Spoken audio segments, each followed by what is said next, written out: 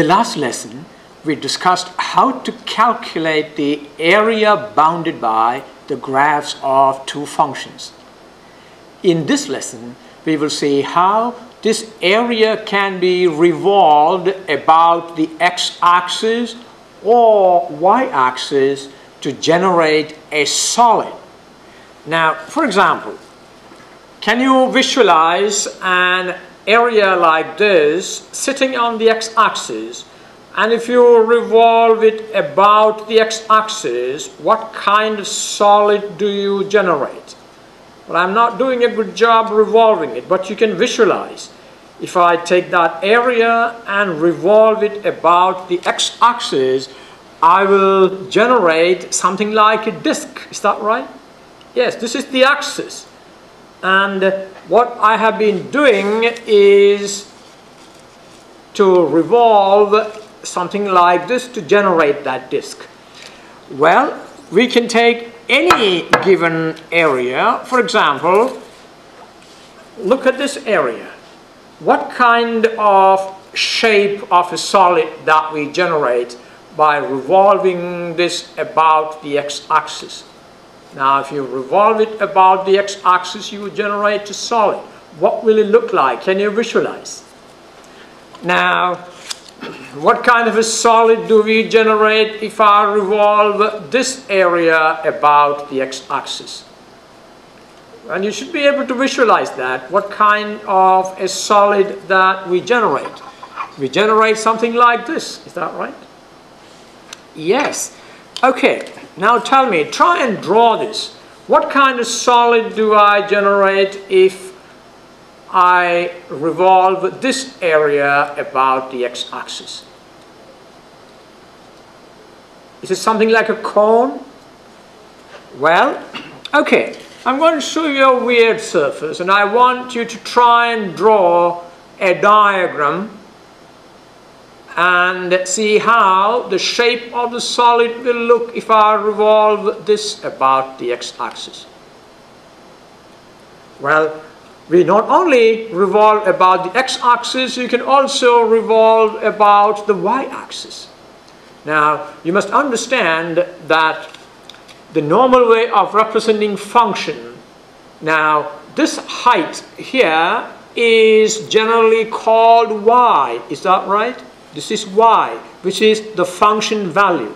Now, if the function graph is like this, in other words, this is the graph of a function of y, then this distance will be x. The distance of a function graph from the y-axis is x. The distance of a function graph from the x-axis is y. Very important to know that. Okay. Now, consider the graph of a function f of x. Now, here is the graph of a function. Now, this is f of x. All right. Now, the area enclosed by this graph is shaded. If this area is revolved about the x-axis, can you visualize the shape of the solid generated? I just showed you a couple of examples. In fact, this is very close to that. If you revolve this area about the x-axis, can you visualize the shape of the solid? I think that should be simple. Is that right? All right. If you can see this, the solid generated will look almost like this. All right. The purpose of this lesson is to calculate the volume of such solids generated by revolving a given area either about the x-axis or about the y-axis. Now consider a small strip of area dA. Now we go back and look at the same area. We're going to revolve this area. This is the graph of f of x, and we need to find the area, we need to find the volume of the solid generated when this area is revolved about the x-axis. in order to do that, we take a small strip of that area. In other words, this is the whole area. So what I'm going to do is, I'm going to cut a small strip. All right? There is the strip. Now, we are going to say that the width of this strip, that is this, the width of the strip is dx. And what is the length of the strip?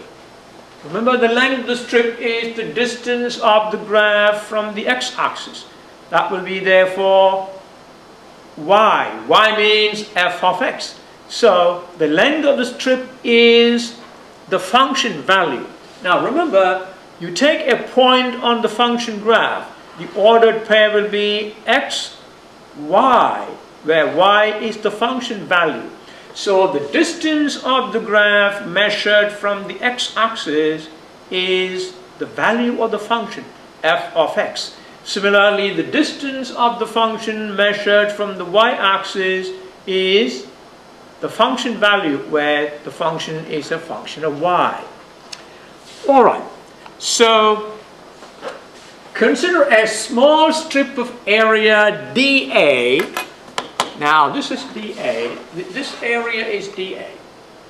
Now the width of that is dx. Now that dx is actually very small. Now what is the height of this strip of area dA? We just talked about it. What is the height of this? The height of that will be, now in other words, you must be careful here. Now this height is this function value here. And this height is the function value here. That may not be the same in most cases. But because the strip is so small, the strip is so narrow, you can imagine that the length on the left and the length on the right are the same. That's the approximation that we take. But the approximation will be good because the width of the strip is very, very small, like a hair. All right. Now, so we got the height of the strip will be f of x. That's right. Now tell me, what is f of x multiplied by dx? So the height of dA is f of x. Now, I was asking you, what is dx multiplied by f of x? Actually, that is that area dA. All right. Now, what is the result if this area is revolved about the x-axis? In other words, I have the x-axis here, and the strip is right in here. Well, I made it very small, so it's not very visible. And what happens if I revolve this about the x-axis? Well, I will produce a disk like this. Can you visualize that? Yes. So what we obtain by revolving this strip of area about the x-axis is that we produce a disk with the x-axis as its center. So the center of the disk will be the x-axis. There you got it. So you got a disk with its center at the x-axis. Now, if you do it on the y-axis, it will be a disk with the y-axis at the center. We will come to that a little later. Now, the disk will look like this.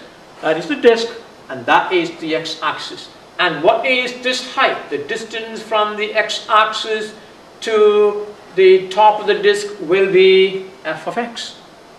That's right. Now, the thickness of this disk, what is the thickness of this disk? It's the same as this dx. All right. What is the radius of the disk? Now, the radius of the disk will be the length of that strip, isn't it? When this is revolved about the x-axis, this will become the radius. So the radius of the disk is actually the length of the strip, which is f of x. Okay, I hope you're following this. I want you to understand this, each of the steps that I'm talking about. So you got the radius of the disk is f of x, the thickness of the disk is dx. Okay. Now, if we call the volume of this disk as dV, can you tell me how to find the volume of a disk like this? Now remember, this is a circle, is that right? So, if you take the area of one face and multiply it with the thickness, that will give you the volume of this disk. Now, the one face of the disk is a circle. What is the area of his circle? Area of his circle is pi r squared, where r in this case is f of x. That's right. So, pi r squared is the area of this face, multiplied with the thickness of the disk. That will give you the volume of the disk. And we're going to call the volume of the disk as dV.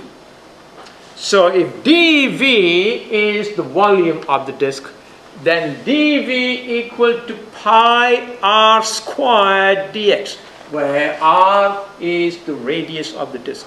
That means I can replace this r by f of x.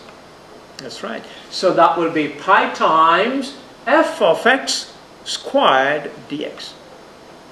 Now, such areas dA can be taken anywhere on the curve on the x-axis. Now, I took that dA here. I can take the dA over here. I can take it over here. I can take it anywhere I want, anywhere along the x-axis. That's right. So I can have a dA here, another dA here, another dA here, another one here. So look at that. But then you will say, aren't we wasting a lot of space, so we are not going to get an accurate result? Well, it looks like we are wasting a lot of space because I drew the width of the dA to be considerably large. Now, remember, in calculus, the width, that dx is very small, probably even smaller than the width of a hair. So there are thousands of these strips, and each of them having a very small thickness. That means that dx is very small. All right. Now, you can actually produce such disk by revolving each of these area about the x-axis. Is that right? Each of this area can be revolved about the x-axis, producing disks like this. But the radius of each disk will be different. Why? Because the height of the disk will be different as you move to the right. So, if you revolve this, you produce that disk. If you revolve this about the x-axis, you produce this disk. If you revolve this, you produce that disk. And so on. You can see each of these revolved about the x-axis will produce a separate disk. That means if you can find the volumes of each of these disks and add them all together, what you are obtaining is the total volume of the solid generated when that, well, I cut this into pieces. So now when you add the volumes of all these dVs, dV1 plus dV2 plus dV3 plus dV4 and so on, there may be thousands of these. You add them all together, you will get the total volume of the solid generated when this area is revolved about the x-axis. And isn't that a beautiful method? In fact, that is the method of calculus. And what do you call the process of adding all these volumes? Adding all these quantities is what we call integration. So we are going to use the method of integration. So each of these areas, when revolved about the x-axis, produces a disk of radius fx, f of x. Remember that f of x is different in each case. because this height is f of x where x is this. This height is f of x where x is a different value, and so on. So each has a volume dV given by this quantity, dV equal to pi times f of x all squared dx. Now I warn you, this f of x is not the same for every disk.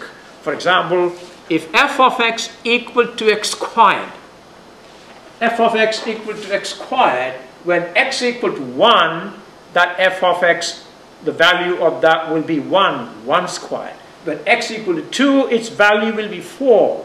When x equal to 3, its value will be 9, and so on. So as x changes, the value of f of x will change. You must understand that. So the volume of each of these disks will be different because each has a different radius f of x.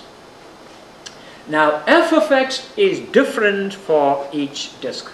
The total volume V of the solid generated by revolving that total area of the graph of f of x can be obtained by adding all these volumes. So we will say dV, this dV plus the second dV plus the third dV plus the fourth dV plus the fifth dV plus the sixth dV, and so on.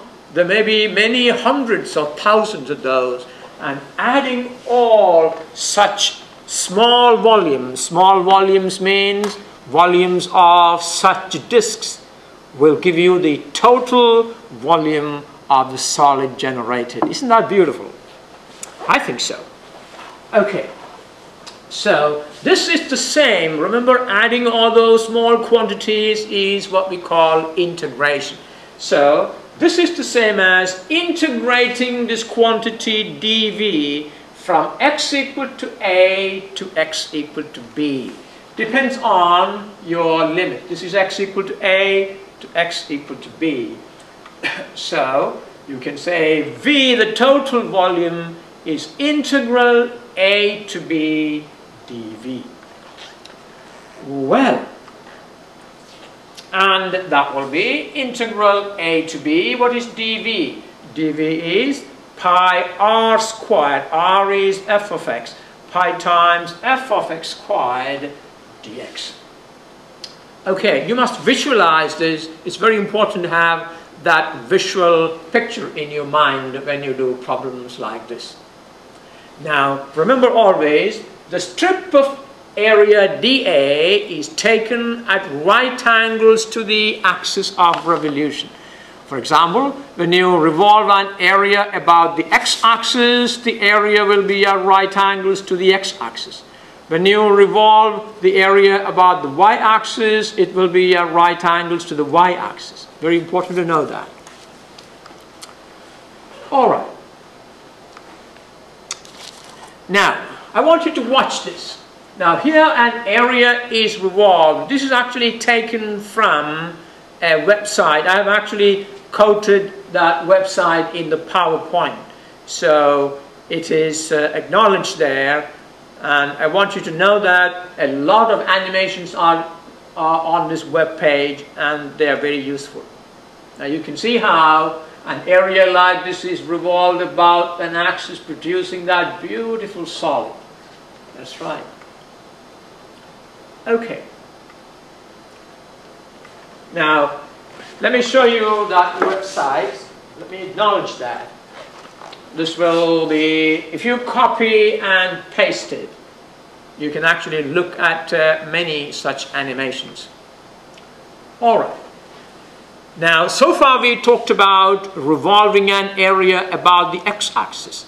How about revolving an area about the y-axis? Now, in order to revolve an area about the y-axis, the function needs to be a function of y. You see, if you want to revolve an area about the x-axis, we considered a function of x. There you go. Now, here this is a function of x, and that graph of the function of x encloses an area with the x-axis, and you revolve it about the x-axis. But if you want to find the volume of revolution of an area about the y-axis, you must understand that the function will be like this. It has to be a function of y, and the distance of the function from the axis will be equal to x. Is that right? Or f of y. Remember, x equal to f of y and y equal to f of x. All right. So in order to find the volume of revolution of an area about the y-axis, the function has to be a function of y. Now consider the graph of a function f of y.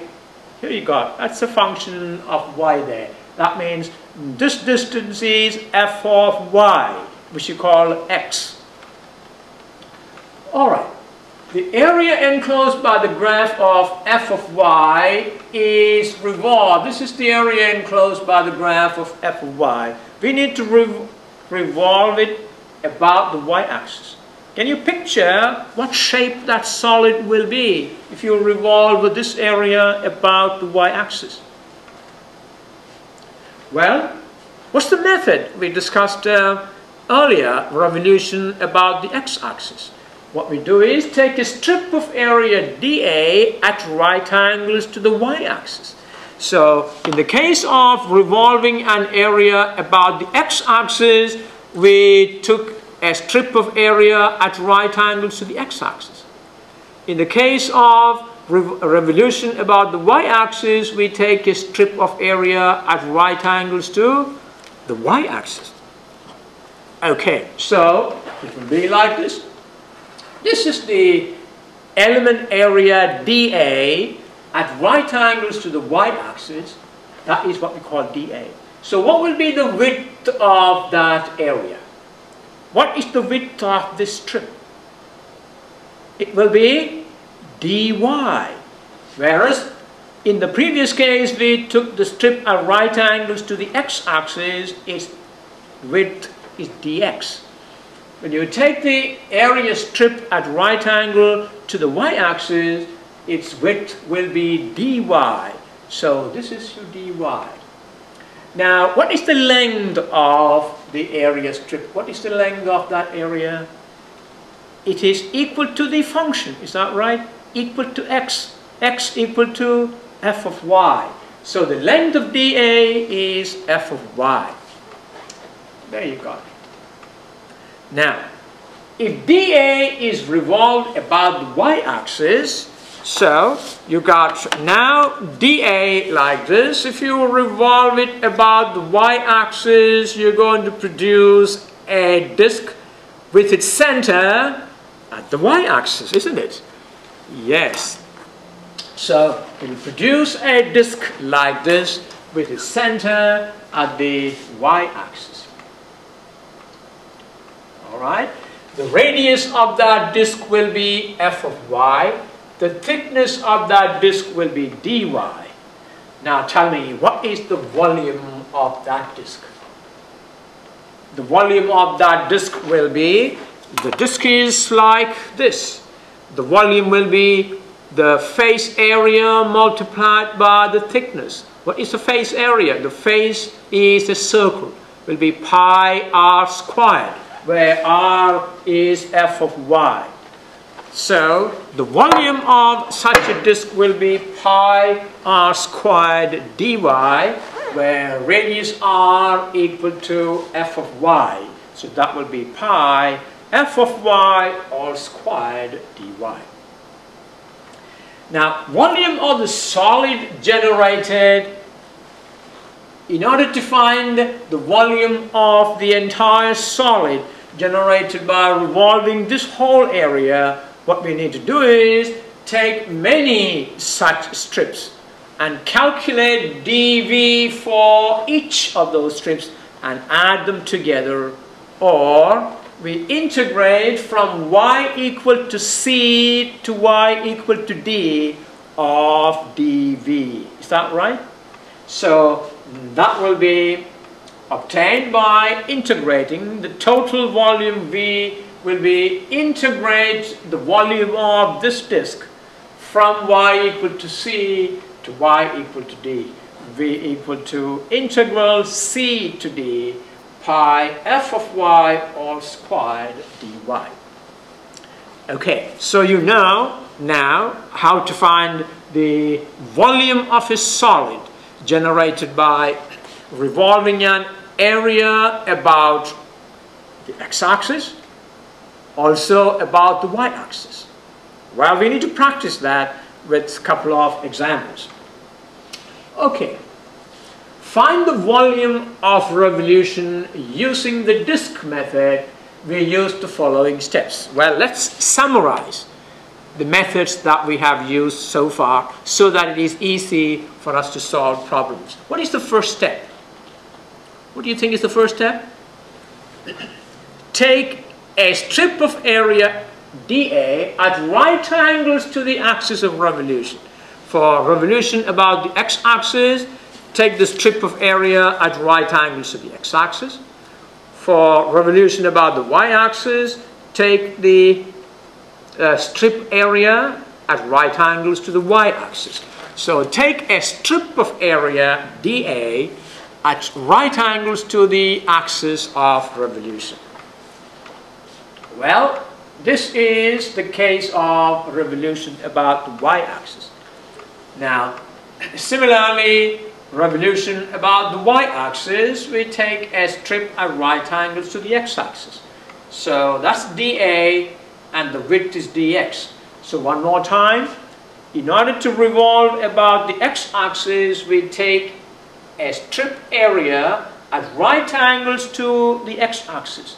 The length of the strip is f of x, its width is dx. For revolution about the y-axis, the length of the strip is f of y and the width of that strip is dy. Okay, so that's the first step. Take a strip of area dA at right angles to the axis of revolution. Alright, 2. Find the radius of revolution. The radius of revolution is f of x for revolving about the x-axis and f of y for revolving about the y-axis. Alright, there you got r of y equal to f of y and r of x equal to f of x.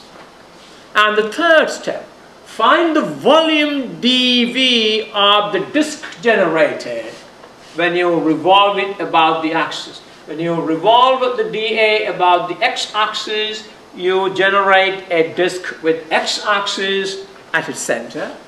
When you revolve the area dA about the y-axis, you generate a disk of volume dV with y-axis as the center. Find the volume dV. What's the expression for dV? For revolution about the x-axis, dV will be pi r squared dx, where r is f of x. In the case of revolution about the y-axis, that r is f of y. So dV equal to pi times f of x all squared dx. And for revolution about the y-axis, that dV will be pi f of y all squared dy. Okay. And fourth step, once you have the value of dV, what all you need to do to find the total volume is to integrate that dV from x equal to a to b in this case, or from y equal to c to d in the case of revolution about the y-axis. So we will use these 4 steps. Once you understand these 4 steps, you can do any such problems. Okay, let's move on and find an example. Now, here's an example. Find the volume generated when the graph of y equal to square root of 4 minus x squared is revolved about the x-axis from x equal to 0 to x equal to 2. Now, first of all, we need to revolve the area enclosed by y equal to square root of 4 minus x squared. The function is a function of x, and we revolve it about the x-axis. Alright, the first thing to do is to draw a diagram. So, draw the graph of f of x equal to square root of 4 minus x squared. Can you tell me what is actually the graph of square root 4 minus x squared? You should be able to tell me without even graphing it. If you can picture x squared plus y squared equal to 4, what does that equation represent? X squared plus y squared equal to 4. It's a circle of radius 2.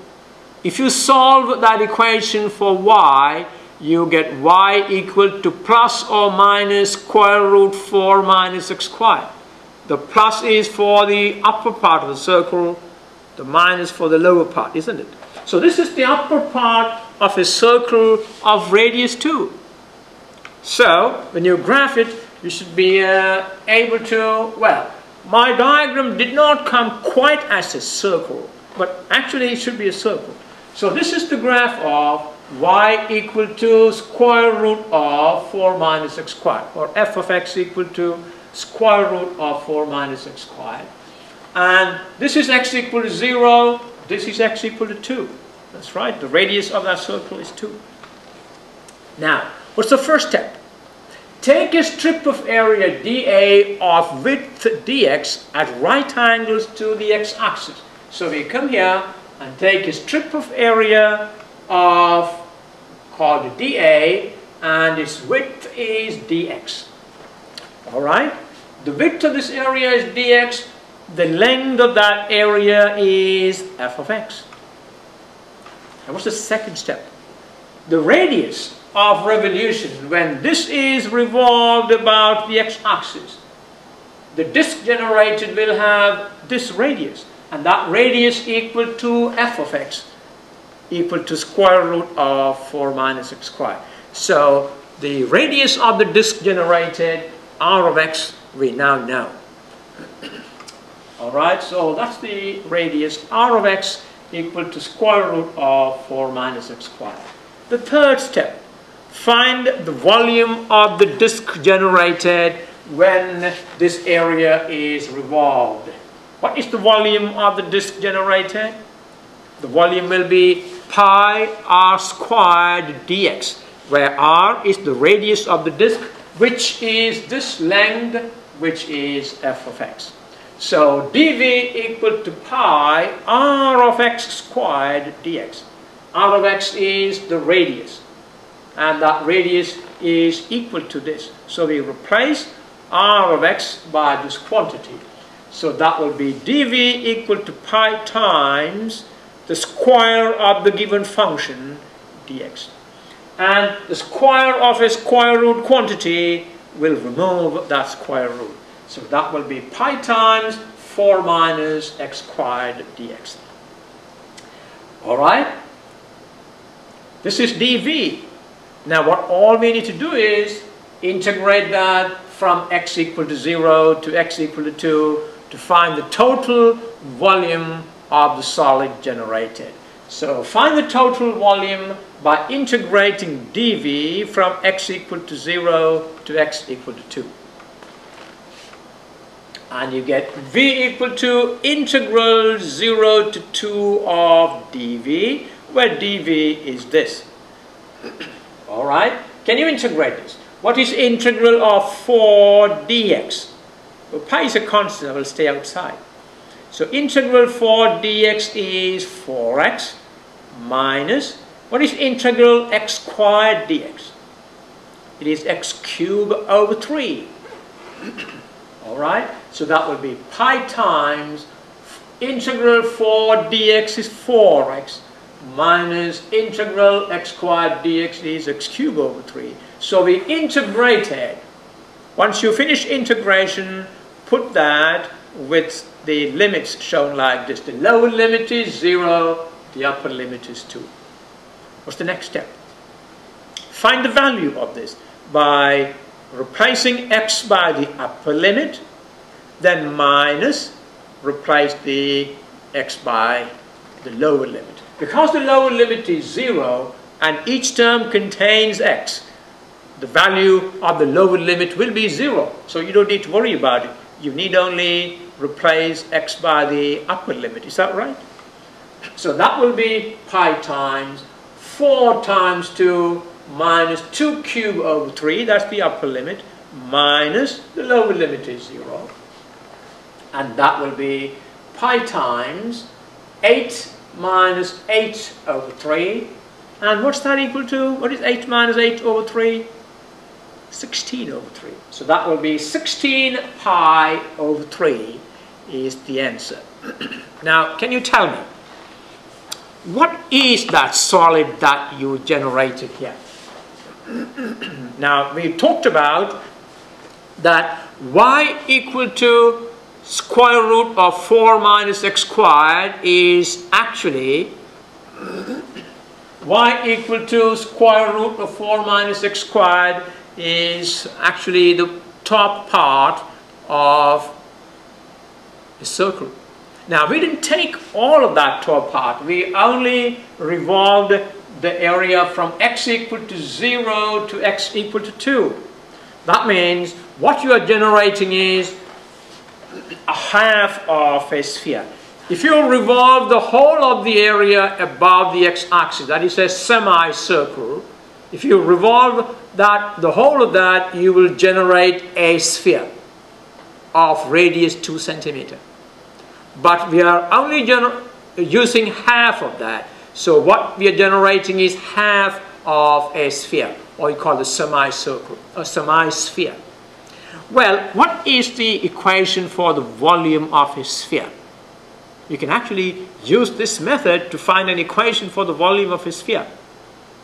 The volume of a sphere is 4/3 pi r cubed. Is that right? Now, the radius in this case is 2. So 4/3 pi r cubed.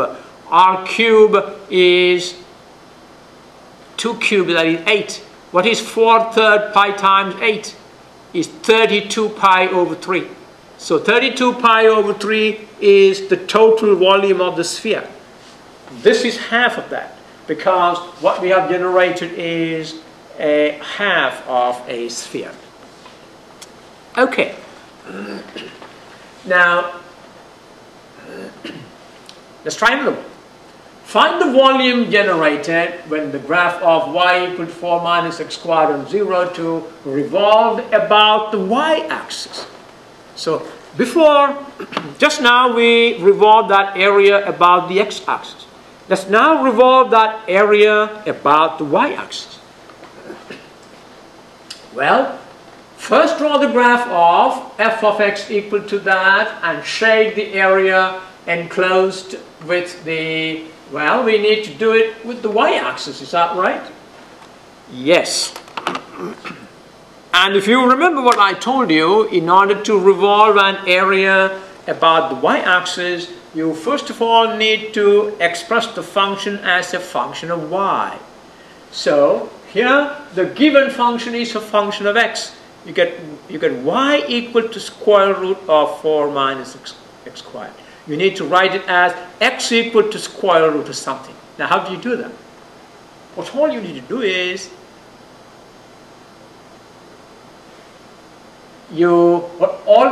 is now this is y equal to square root 4 minus x squared.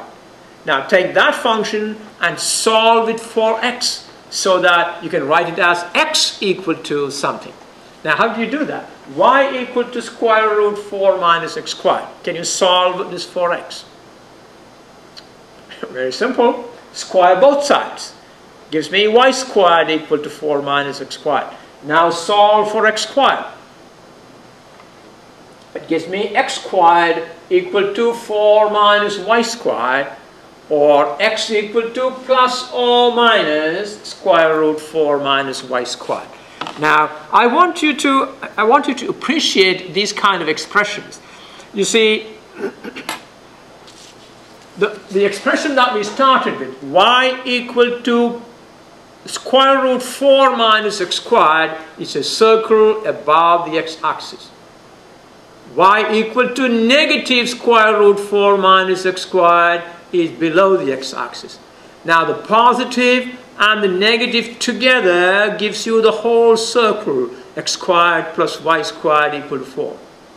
In the same way, x equal to positive square root 4 minus y squared gives you the positive part, the right side of the circle.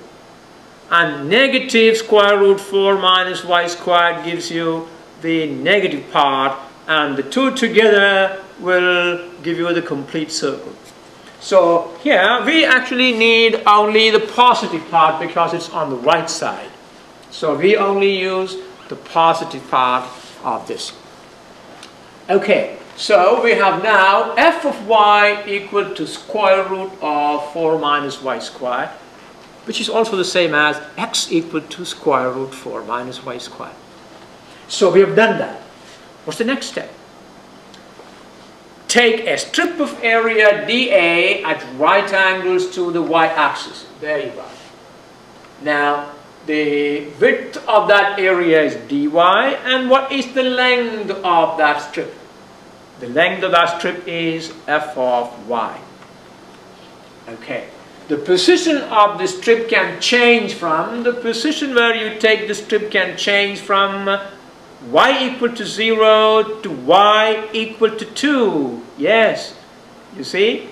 This is y equal to 2. This is x equal to 2. Now, how do you know this is y equal to 2? Now, remember, this corresponds to the value of y when x equal to 0. The value of y when x equal to 0, when x equal to 0, y squared equal to 4, or y equal to positive 2 or negative 2. We only take the positive. So we have the position of the strip can change from x equal to 0, no, y equal to 0 to y equal to 2. There you go.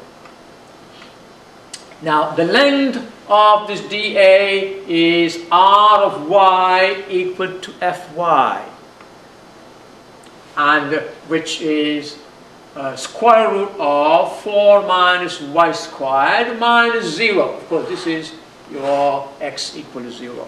X equal to square root 4 minus y squared minus x equal to 0. There's no need for that at this time.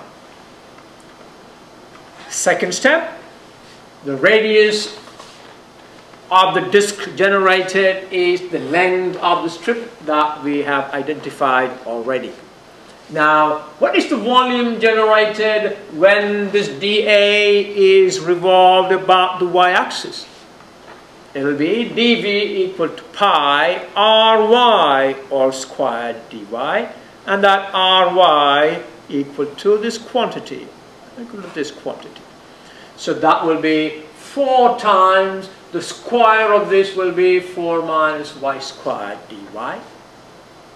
And now find the total volume by integrating this dV from y equal to 0 to y equal to 2. So you got the total volume V equal to pi times integral 0 to 2 of 4 minus y squared dy. And this can be integrated easily. What is the integral of 4 dy? Which is 4y minus integral y squared dy is y cubed over 3. So that will be pi times 4y minus y cubed over 3, where y goes from 0 to 2. Now, let's evaluate this for the upper limit minus the lower limit. Again, the lower limit will yield just 0, because when you replace y by 0, both these will become 0. So we need only take the upper limit. So that will be pi times pi times 8 minus 8 over 3. That is 16 over 3, the same thing as we did earlier. So this will be 16 pi over 3. Now, the question I actually answered already, but I want you to think about it again. Can you find an interpretation of this volume? We already talked about this. The interpretation of this volume is when that arc of the circle is revolved about the x-axis, what you have produced is half of a sphere of radius 2. So this is the volume of a half sphere of radius 2. That's right. 16 pi over 3 is the volume of a semi-sphere of, yes. Now, why are the volumes of revolution about the x-axis and y-axis the same? Can you think about it? We got the same result. If you revolve this about the x-axis or y-axis, you get the same value. Why? Because both cases we generate a half sphere of radius 2. Both are actually symmetrical. All right, explain how you will find the volume of a sphere of radius 2. Well, this is half of the radius of, half of the volume of a sphere of radius 2. The volume of a sphere is 4/3 pi r cubed. In fact, we can derive that equation using this method.